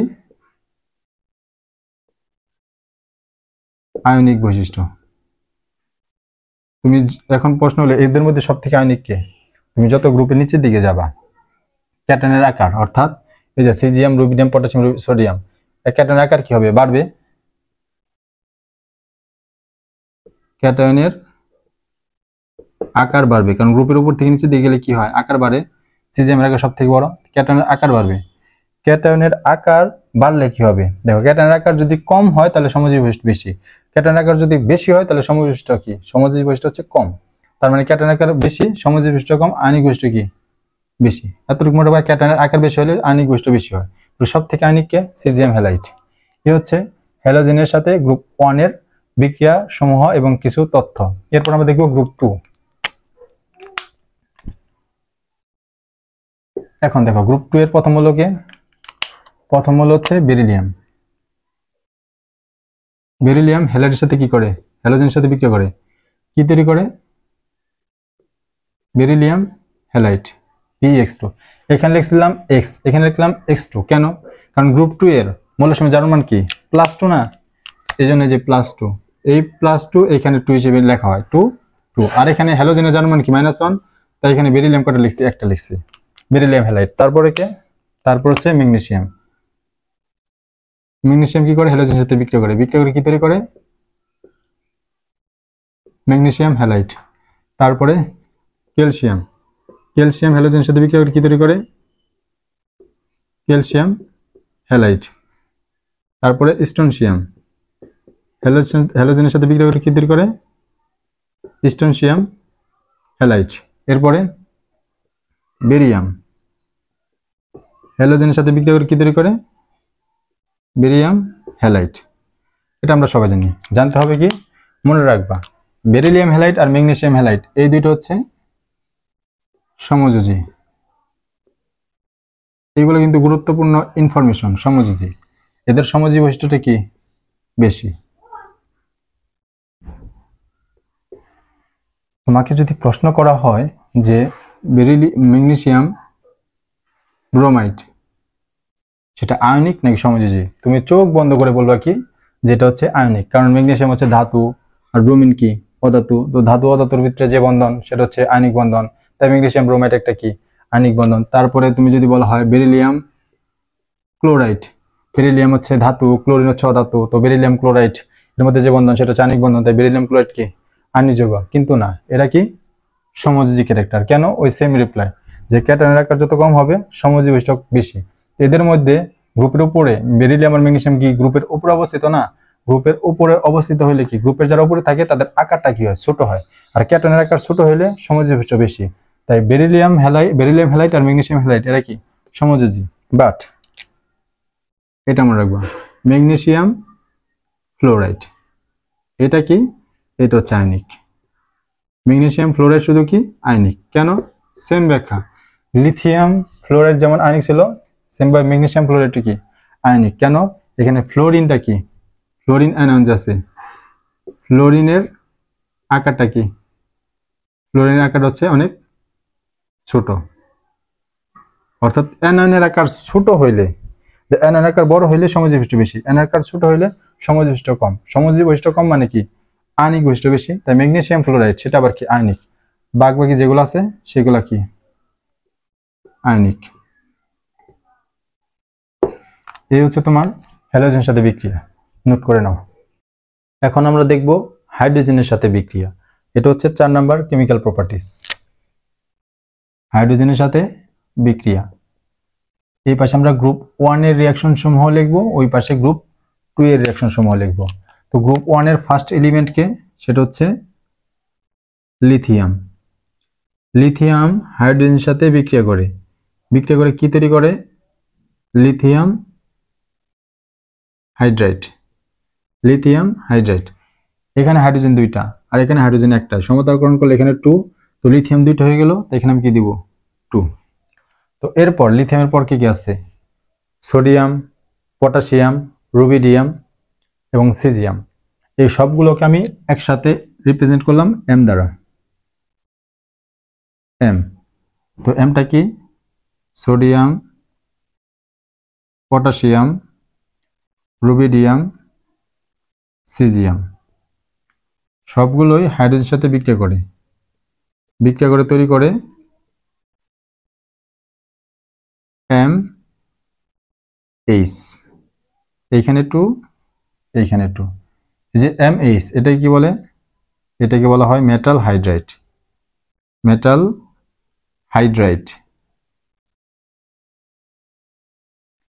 এই রিয়াকশনটা আহামরি কমপ্লেক্স না, তবে জানার বিষয় কি, এখন দেখো তুমি যদি খেয়াল করো নর্মালি হাইড্রোজেন কি হিসেবে থাকে, হাইড্রোজেন নর্মালি থাকে হচ্ছে H প্লাস হিসেবে, নর্মালি এটা কি নর্মালি।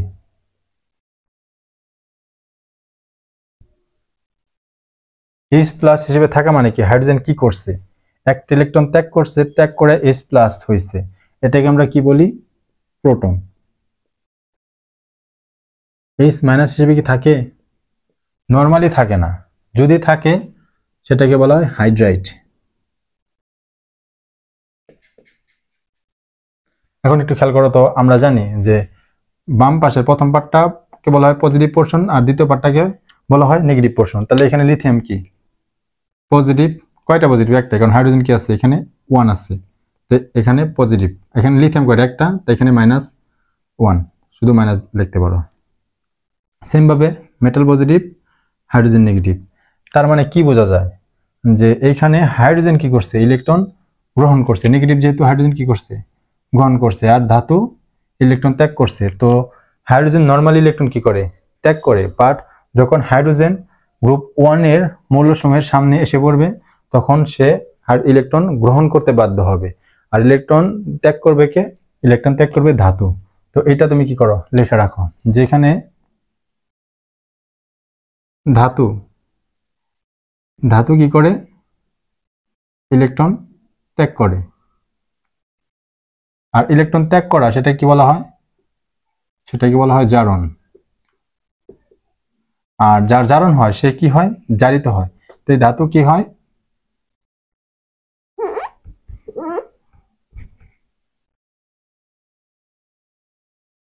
ধাতু জারিত হয়।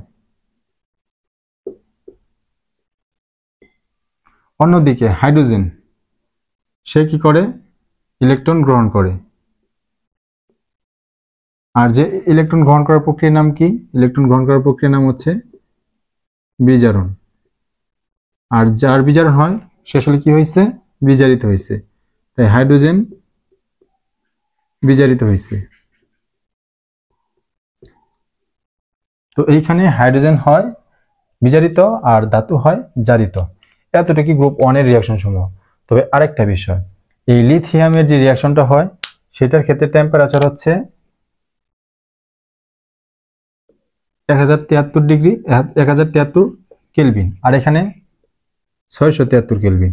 তাহলে কোন জায়গায় তাপমাত্রা কম লাগতেছে, এই সোডিয়াম পটাশিয়াম রুবিডিয়াম সিজিয়াম এরা হাইড্রোজেনের সাথে কম তাপমাত্রায় বিক্রিয়া করে, আর লিথিয়াম বেশি তাপমাত্রায়। তার মানে কি বোঝায়, লিথিয়াম আসলে হাইড্রোজেনের সাথে বিক্রিয়া করতে চায় না, কারণ হাইড্রোজেনের সাথে বিক্রিয়া করা মানে কি লিথিয়ামকে ইলেকট্রন দিতে হবে, বাট লিথিয়াম ইলেকট্রন দিতে চায় না।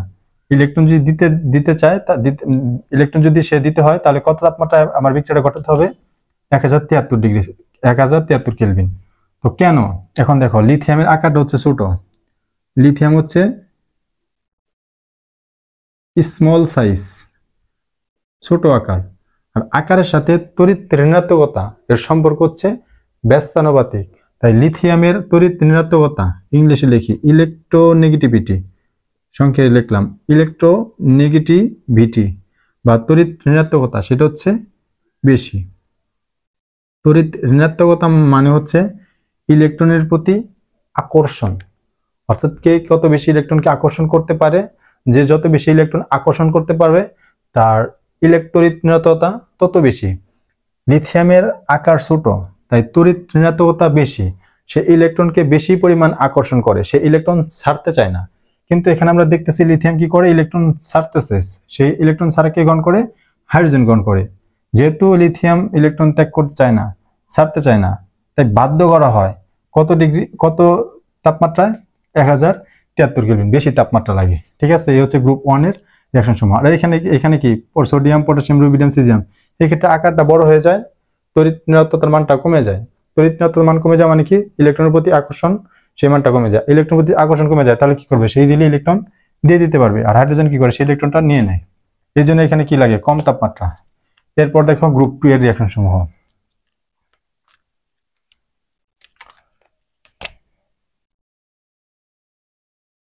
গ্রুপ 2 এর রিঅ্যাকশন সমূহ এখানে মনে রাখবা সেম। সেম মানে গ্রুপ 2 এর রিঅ্যাকশন সমূহ কি করে মেটাল হাইড্রাইড তৈরি করে। তো আমরা সেটা লিখে ফেলি, একসাথে লিখবো, মানে এম দ্বারা রিপ্রেজেন্ট করবো সবগুলাকে। এম, এমটা কি সকল ধাতু, কে কে? Magnesium, calcium, strontium, barium. শুধুমাত্র বেরিলিয়াম বাদে। কে বাদে? বেরিলিয়াম বাদে। বেরিলিয়াম বাদে। বেরিলিয়াম কি করে না? হাইড্রোজেনের সাথে বিক্রিয়া করে না। বাকি যারা আছে তারা কি করে? হাইড্রোজেনের সাথে বিক্রিয়া করে। বিক্রিয়া করে কি তৈরি করে? Metal hydride. এম এইচ, এখানে এম এইচ লিখছি, এখানে কি এম এইচ লিখতে পারবো না, এখানে MH2 লিখবো। কেন? কারণ এইখানে মেটাল বা সোডিয়াম, পটাশিয়াম, রুবিডিয়াম, সিজিয়াম প্রত্যেকের জার্মান কি ছিল? প্লাস। আর এখানে ম্যাগনেসিয়াম, ক্যালসিয়াম, স্ট্রোনশিয়াম, বেরিয়াম প্রত্যেকের জার্মান কি? +2। +2 মানে কি? এখানে কি দিতে হবে? 2 দিতে হবে। আর হাইড্রোজেনের জার্মান তো জানি এখানে -1, তাই মেটাল কয়টা? একটাই আছে। এটা হচ্ছে মেটাল হাইড্রাইড। এরাও কি করে? মেটাল হাইড্রাইড গ্রহণ করে, তৈরি করে মেটাল হাইড্রাইড। এখন প্রশ্ন হলো বেরিলিয়াম বাদে কেন? বেরিলিয়াম হাইড্রোজেনের সাথে বিক্রিয়া করে না। কেন করে না? বেরিলিয়াম যদি বিক্রিয়া করে তাহলে বেরিলিয়ামকে কি করতে হবে? হাইড্রোজেনকে ইলেকট্রন দিতে হবে, বাট বেরিলিয়াম ইলেকট্রন দিবে না। কেন দিবে না? কারণ বেরিলিয়ামের কি? বেরিলিয়ামের আকারটা কি? ছোট, লিথিয়ামের মতো। আকারটা ছোট, আকার হচ্ছে ছোট। আকার ছোট হলে তড়িৎ ঋণাত্মকতা সেটা কি? বেশি। তড়িৎ ঋণাত্মকতা মানে কি? ইলেকট্রনের প্রতি আকর্ষণ। ইলেকট্রনের প্রতি আকর্ষণ সেটা কি? বেশি। অর্থাৎ সে ইলেকট্রন বেশি বেশি চায়, সে দিতে চায় না। ইলেকট্রনের প্রতি আকর্ষণটা বেশি। তাই বেরিলিয়াম কি করে না? হাইড্রোজেনকে ইলেকট্রন দিতে চাইবে না, দিতে চায় না, দেয় না। তাই বেরিলিয়াম হাইড্রোজেনের সাথে বিক্রিয়া জড়ায় না। এই হচ্ছে গ্রুপ 1 এবং গ্রুপ 2 এর হাইড্রোজেনের সাথে বিক্রিয়া। তুলে নাও। এখন আমরা দেখব নাইট্রোজেনের সাথে বিক্রিয়া। এটা হচ্ছে 5 নাম্বার কেমিক্যাল প্রপার্টিজ। নাইট্রোজেনের সাথে বিক্রিয়া। এই পাশে আমরা লিখব গ্রুপ 1 এর রিঅ্যাকশন সমূহ। এখন দেখো গ্রুপ 1 এর যে প্রথম মৌল লিথিয়াম, সেই লিথিয়ামই শুধু নাইট্রোজেনের সাথে বিক্রিয়া করে। শুধুমাত্র লিথিয়ামই নাইট্রোজেনের সাথে বিক্রিয়া করে। বাকি যারা আছে সোডিয়াম, পটাশিয়াম, রুবিডিয়াম, সিজিয়াম, তারা কি করে না? নাইট্রোজেনের সাথে বিক্রিয়া করে না। তাই লিখে রাখো শুধুমাত্র লিথিয়াম, শুধুমাত্র লিথিয়ামই নাইট্রোজেনের সাথে বিক্রিয়া করে। বিক্রিয়া করে কি তৈরি করে? Lithium nitrite. Lithium nitrite. এখন দেখো লিথিয়ামের জার্মান কি? আমরা জানি গ্রুপ 1 এর মৌল, তাই এর জার্মান কি? +1। আর নাইট্রোজেনের জার্মান কি? এখানে মনে রাখবা নাইট্রোজেনের নাইট্রাইটের জার্মান হচ্ছে -3। এই 1টা এখানে আসবে। এখানে দেখো কিছু নাই মানে কি 1 আছে, এই যে 3, এই জন্য এই 3 এখানে লিখবা 3। এটাই কি বলা হয়? নাইট্রাইট। নাইট্রাইট।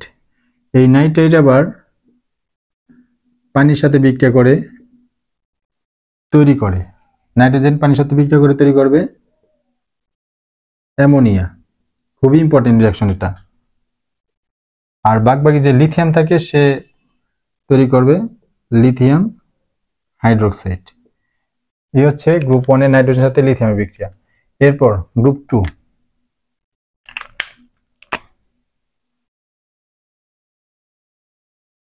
গ্রুপ 2 এর সকল মেটাল, এটাকে আমি রিপ্রেজেন্ট করব এম দ্বারা। এম, এম দ্বারা কি বুঝাইতেছি? Beryllium, magnesium, calcium, strontium, barium. অর্থাৎ সবগুলো কি করবে? নাইট্রোজেনের সাথে বিক্রিয়া করবে। বিক্রিয়া করে কি তৈরি করবে? নাইট্রাইট। সেম ভাবে মনে রাখো এম এন। এখন তুমি বলো এম এর জার্মান কি? এই যে beryllium, magnesium, calcium, strontium, barium, এদের জার্মান কি? অবশ্যই +2। আর নাইট্রোজেনের জার্মান আমরা দেখছিলাম কি? -3। তো এই +2 এই পাশে যায় কি হবে? 2 আর এই 3 এখানে যে 3 হবে, তো এটা তুমি মুছে দিতে পারো। তো এটা আমাদের কি নাইট্রাইট, এটা হচ্ছে গ্রুপ 2 এর নাইট্রাইট। নাইট্রাইট এ কি করবে, পানির সাথে বিক্রিয়া করে সেম অ্যামোনিয়া তৈরি করবে, আর মেটাল হাইড্রাইট মেটাল হাইড্রোক্সাইড MOH2, এখানে এম এর জায়গায় কি বসতে পারে, beryllium, magnesium, calcium, strontium, barium hydroxide. এই হচ্ছে গ্রুপ 2 এর নাইট্রোজেনের সাথে বিক্রিয়া, নোট করে নাও। এখন দেখব কার্বনের সাথে বিক্রিয়া, এটা হচ্ছে 6 নাম্বার কেমিক্যাল প্রপার্টিস, কার্বনের সাথে বিক্রিয়া। এখানে গ্রুপ 1 গ্রুপ 2 এর আলাদা করে তোমার বিক্রিয়া জানতে হবে না, এত ডিটেলসে জানতে হবে না, জাস্ট গ্রুপ 2 এর যে ক্যালসিয়াম মৌলটা আছে তার কার্বনের সাথে যে বিক্রিয়া সেটা তোমার জানলে হবে। ক্যালসিয়াম প্লাস কার্বন বিক্রিয়া করে তৈরি করে ক্যালসিয়াম কার্বাইড, CaC2, এখানে 2, এখানে যেহেতু C2 এখানে 2, আর এই বিক্রিয়াটা হয় 1100 ডিগ্রি সেলসিয়াস টেম্পারেচারে। এই ক্যালসিয়াম কার্বাইড আর আবার পানির সাথে বিক্রিয়া করে তৈরি করে আমাদের খুবই পরিচিত একটা কম্পাউন্ড, সেটা হচ্ছে অ্যালকাইন, কার্বন কার্বন ট্রিপল বন্ড অ্যালকাইন, সাথে তৈরি হয় ক্যালসিয়াম হাইড্রোক্সাইড। এই যে অ্যালকাইন প্রিপারেশন একটা যে রিঅ্যাকশন, এটা খুব ইম্পর্টেন্ট, তাই আমি কি করলাম আলাদা করে পড়িয়ে দিলাম। এটার নাম কি, এটা হচ্ছে অ্যালকাইন, বা একে তুমি কি বলতে পারো ইথাইন। এর আলাদা আরেকটা নাম আছে, সেটা হচ্ছে অ্যাসিটিলিন, সেটা তুমি কি করবা জেনে রাখবা।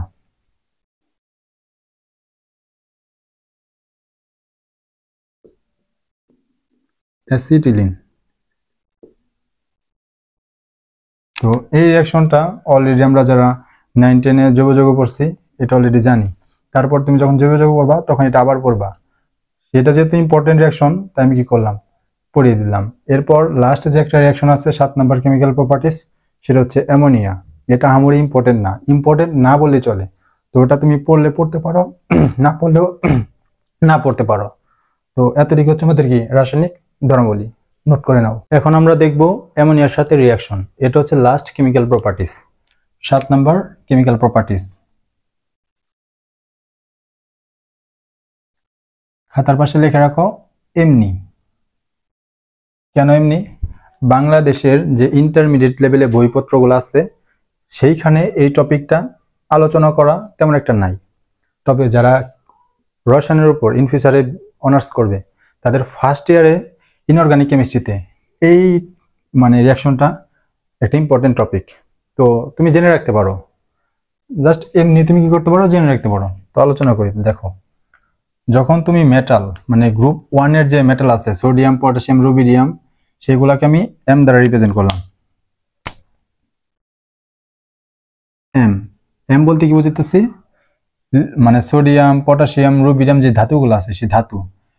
অ্যামোনিয়ার যে দ্রবণ আছে সেই অ্যামোনিয়াতে কি হয়ে যাবে, বিয়োজিত হয়ে যাবে, অর্থাৎ সে মেটাল পজিটিভ হিসেবে বিয়োজিত হবে। পজিটিভ মানে কি, একটা ইলেকট্রন সে ছেড়ে দিচ্ছে দ্রবণে।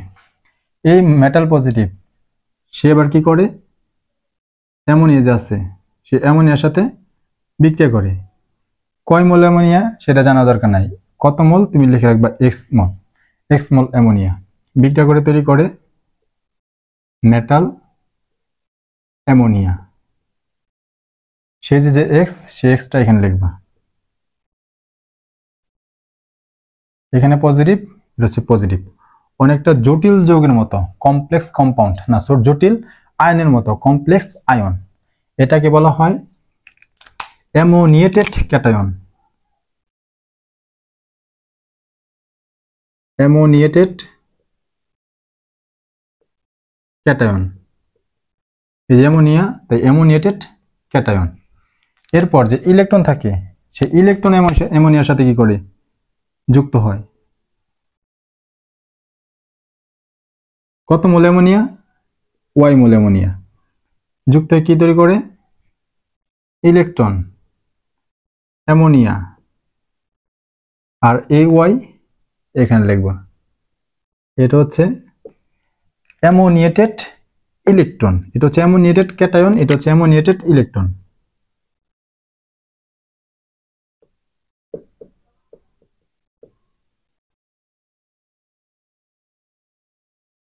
এটাই হচ্ছে তোমার রিয়াকশন। তো এই দ্রবণটা, অ্যামোনিয়ার যে দ্রবণ, তুমি এখানে কি নিলা, ধরো তোমার পাত্রের ভিতরে একটা পাত্র আছে, সেখানে কি আছে, অ্যামোনিয়া, অ্যামোনিয়া। সেই অ্যামোনিয়ার ভিতরে তুমি কি দিছো, মেটাল দিছো, সেইটা হচ্ছে একটা দ্রবণ। সেই দ্রবণটা যদি লঘু হয় তাহলে দ্রবণের বৈশিষ্ট্য কি কি হবে, সেটা হচ্ছে ডিপ ব্লু মানে গাঢ় নীল। তারপরে কি প্যারাম্যাগনেটিক, মানে একটা চুম্বকীয় ক্যারেক্টার আছে, সেটা কি প্যারাম্যাগনেটিক। তারপরে আর কি বিদ্যুৎ পরিবাহী। কেন, প্রত্যেকটার পিছনে একটা করে রিজন আছে। ডিপ ব্লু গাঢ় নীল কেন, এখানে যে অ্যামোনিয়েটেড ইলেকট্রন থাকে, এই যে অ্যামোনিয়েটেড ইলেকট্রন, সেই অ্যামোনিয়েটেড ইলেকট্রনটা হচ্ছে ডিপ ব্লুর জন্য দায়ী। কিভাবে দায়ী, এই অ্যামোনিয়েটেড ইলেকট্রন, যে ইলেকট্রনটা থাকে সেই ইলেকট্রন হচ্ছে ফ্রি, মুক্ত, মুক্ত থাকে। যেহেতু মুক্ত থাকে, যখন এই ইলেকট্রনটা গ্রাউন্ড স্টেটে থাকে, সেই ইলেকট্রনটা এনার্জি শোষণ করে। এনার্জি কি করে, শোষণ করে। তো শোষণ করে কোথায় যায়, আপার স্টেটে যায়। কিন্তু নিচে গ্রাউন্ড স্টেটে সবসময় কি থাকে, এনার্জি কম থাকে। তাই এখানে স্টেবল, যেখানে এনার্জি কম সেখানে স্টেবিলিটি বেশি, এটা মনে রাখবা। যেখানে এনার্জি কম সেখানে স্টেবিলিটি বেশি। যেহেতু সে গ্রাউন্ড স্টেটে ছিল, এটা হচ্ছে গ্রাউন্ড স্টেট, আর এটা কি এক্সাইটেড স্টেট। যখন এটা গ্রাউন্ড স্টেটে ছিল তখন এর এনার্জি কম ছিল, যেহেতু মুক্ত, তাই যখন এর উপর এনার্জি পড়ে, সে কি করে, এনার্জি শোষণ করে আপার স্টেটে যায়। কিন্তু আপার স্টেটে এনার্জি বেশি, তাই সেখানে কি হয় না, স্টেবল হয় না। সে আবার কি করে, গ্রাউন্ড স্টেটে ফিরে আসে। এই গ্রাউন্ড স্টেটে ফিরে আসার সময় সে কি করে, আলো বিকিরণ করে। যে এই ইলেকট্রন, যে ইলেকট্রন শোষণ করে, যে আলো শোষণ করে, সেটা হচ্ছে লাল আলো, লাল, সরি, লাল আলো। আর যেটা বিকিরণ করে সেটা হচ্ছে নীল। এই জন্য কি দেখায়, নীল দেখায়। তো তুমি কি লিখবা, লিখবো হচ্ছে এই অ্যামোনিয়েটেড ইলেকট্রন, সেটা হচ্ছে ফ্রি, মুক্ত। এই জন্য সে কি করে, লাল তরঙ্গের আলো শোষণ করে, নীল তরঙ্গের আলো বিকিরণ করে।